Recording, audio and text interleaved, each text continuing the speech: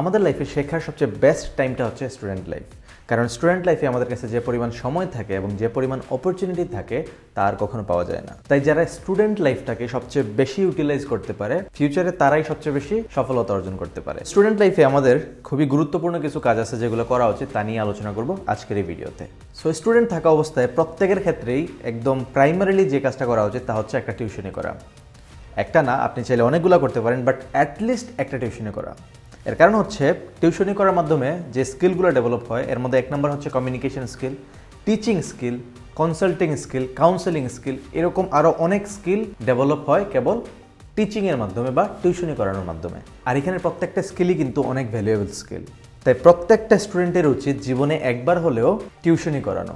2 নম্বরে একজন স্টুডেন্টের যে কাজটা করা উচিত তা হচ্ছে ভলেন্টিয়ারিং করা। অ্যাজ এ স্টুডেন্ট আপনার অনেক ভলেন্টিয়ারিং অপশন থাকবে, আপনার অনেক সুযোগ আসবে, জাস্ট আপনাকে সুযোগটা গ্রেভ করতে হবে, ওই সুযোগটাকে কাজে লাগাতে হবে।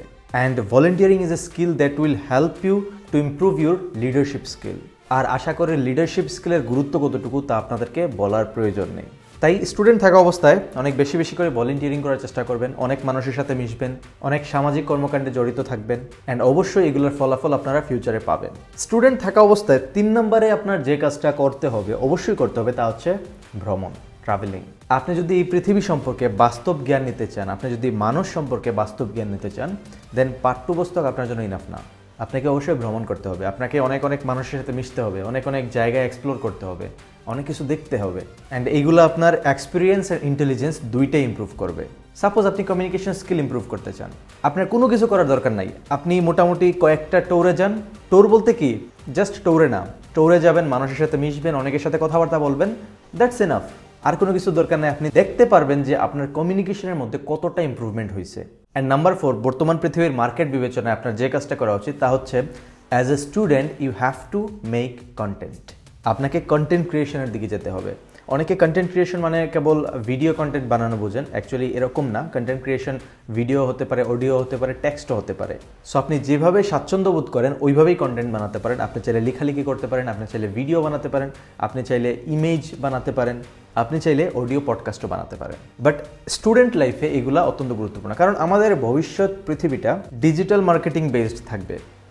অ্যান্ড ডিজিটালি যে কোনো কিছু চিন্তা করতে গেলেই আপনার কন্টেন্টের প্রয়োজন পড়বে। উইদাউট কন্টেন্ট কোনো কিছুর প্রচার প্রসার সম্ভব না। সো আপনি যদি স্টুডেন্ট লাইফ থেকেই একটা নিজের পার্সোনাল ব্র্যান্ড বানাতে চান, কারণ স্টুডেন্ট লাইফে অনেক সময় থাকে।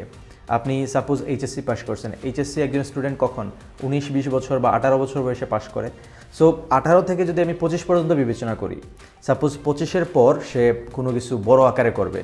সো 25 পর্যন্ত যদি আমি বিবেচনা করি, 18 থেকে 25 প্রায় 7 বছর।